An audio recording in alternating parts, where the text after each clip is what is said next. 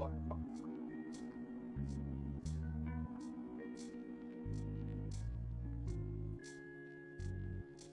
Autobiography of Black Hawk.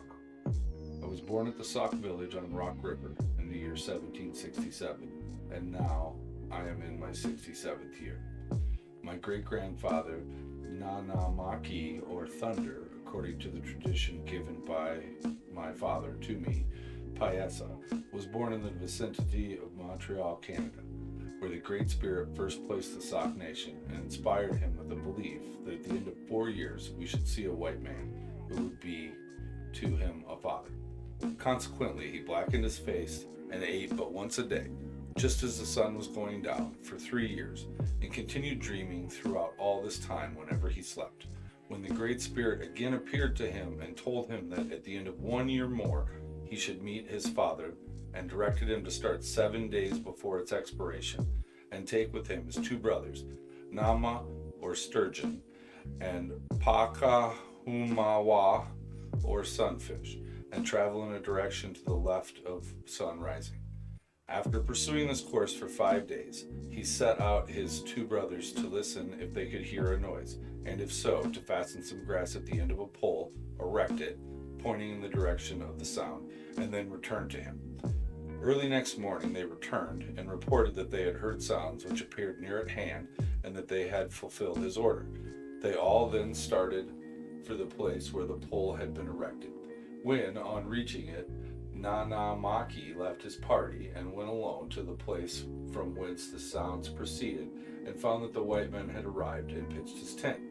When he came in sight, his father came out to meet him. He took him by the hand and welcomed him into his tent.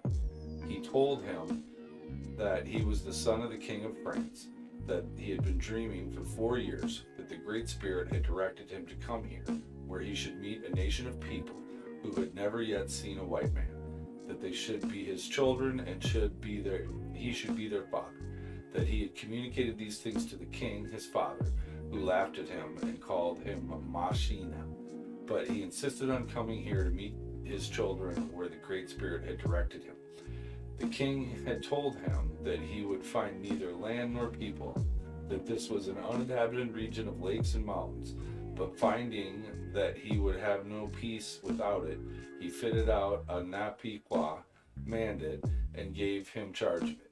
When he immediately loaded it, set sail, and had now landed on the very day that the Great Spirit had told him in his dream that he should meet his children. He had now met the man who should in future have charge of all the nation. He then presented him with a medal, which he hung around his neck.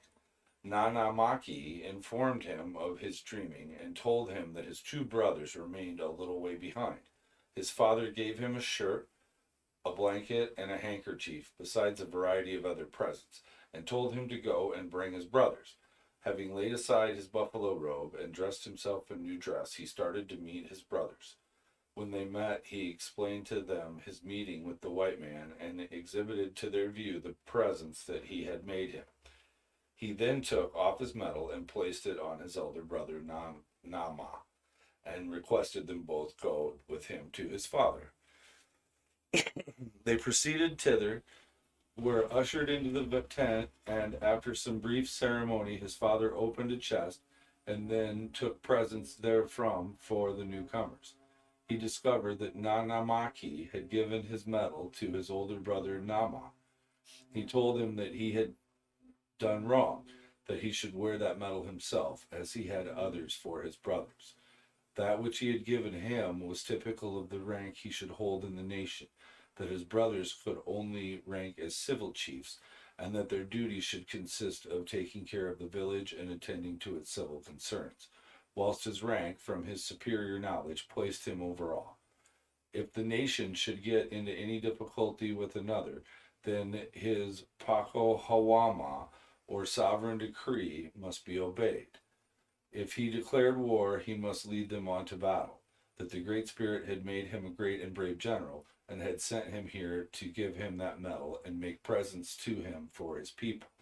His father remained 4 days, during which time he gave him guns, powder and lead, spears and lances, and taught him their use, so that in war he might be able to chastise his enemy, and in peace they could kill buffalo, deer, and other game necessary for comforts and luxuries of life, and then presented the others with various kinds of cooking utensils and taught them their uses.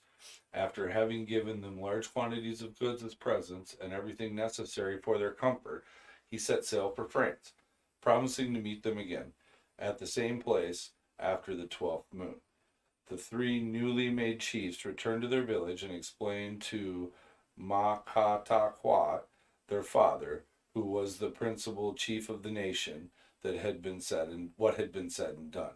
The old chief had some dogs killed and made a feast preparatory to resigning his scepter, to which all the nation were invited.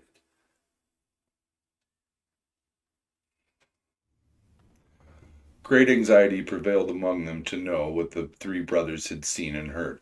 When the old chief arose and related to them the sayings and doings of his sons, and concluded by saying that the Great Spirit had directed that these, his three sons, should take the rank and power that had once been his, and that he yielded these honors and duties willingly to them, because it was the wish of the Great Spirit, and he could never consent to make him angry. He now presented the great medicine bag to Nanamakee and told him that he cheerfully resigned it to him. It is the soul of our nation. It has never yet been disgraced, and I will expect you to keep it unsullied. Some dissension arose among them in consequence of so much power being given to Nanamakee, he being so young a man. To quiet them, Nanamakee, during a violent thunderstorm, told them that he had caused it, and that it was an exemplification of the name the Great Spirit had given him. During the storm, the lightning struck and set fire to a tree nearby, a sight they had never witnessed before. He went to it and brought away some of its burning branches, made a fire in the lodge, and seated his brothers around it opposite to one another, while he stood up and addressed his people as follows. I am yet young, but the Great Spirit has called me to the rank I hold among you. I have never sought to be more than my birth entitled me to. I have not been ambitious, nor was it ever my wish, while my father was yet among the living, to take his place, nor have I now usurped his powers. The Great Spirit caused me to dream for 4 years. He told me where to go and meet the white man who would be a kind father to us all. I obeyed, I went, and I have seen and know our new father. You have all heard what was said and done. The Great Spirit directed him to come and meet me, and it is in his order that places me at the hand of my nation, the place which my father has willingly resigned. You have all witnessed the power that has been given me by the Great Spirit in making that fire, and all that I have now asked is that these, my two chiefs, may never let it go out, that they may preserve peace among you and administer to the wants of the needy. And should an enemy invade our country, I will then, and not until then, assume command, and go forth with my band of brave warriors and endeavor to chastise them. At the conclusion of the speech, every voice cried out for Nanamakee. All were satisfied when they found that the Great Spirit had done what they had suspected was the work of Nanamakee, he being a very shrewd young man. The next spring, according to promise, their French father returned with his Napaquois, richly laden with goods, which were distributed among them. He continued for a long time to keep up a regular trade with them, they giving him in exchange for his goods, furs, and peltry. After a long time, the British overpowered the French, the two nations being at war, and drove them away from Quebec, taking possession of it themselves. The different tribes of Indians around our nation, envying our people, united their forces against them, and by their combined strength succeeded in driving them to Montreal, and from thence to Mackinac. Here our people first met our British father, who furnished them with goods. Their enemies still wantonly pursued them, and drove them to different places along the lake. At last, they made a village near Green Bay, on what is now called Sauk River, having derived its name from this circumstance.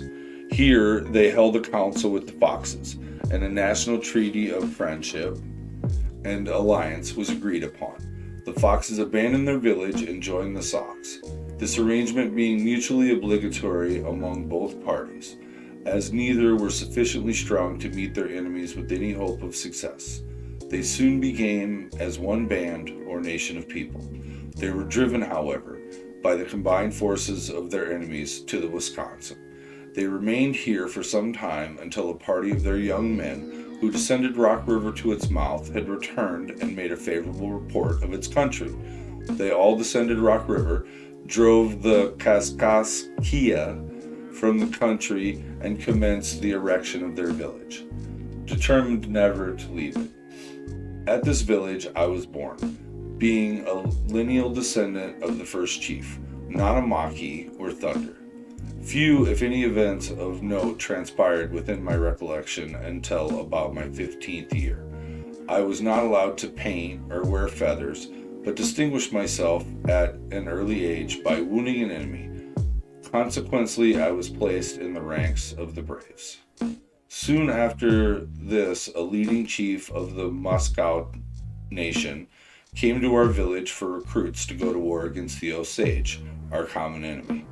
I volunteered my service to go, as father had joined him and was proud to have an opportunity to prove to him that I was not an unworthy son, and that I had courage and bravery. I was not long before we met the enemy, and a battle immediately ensued.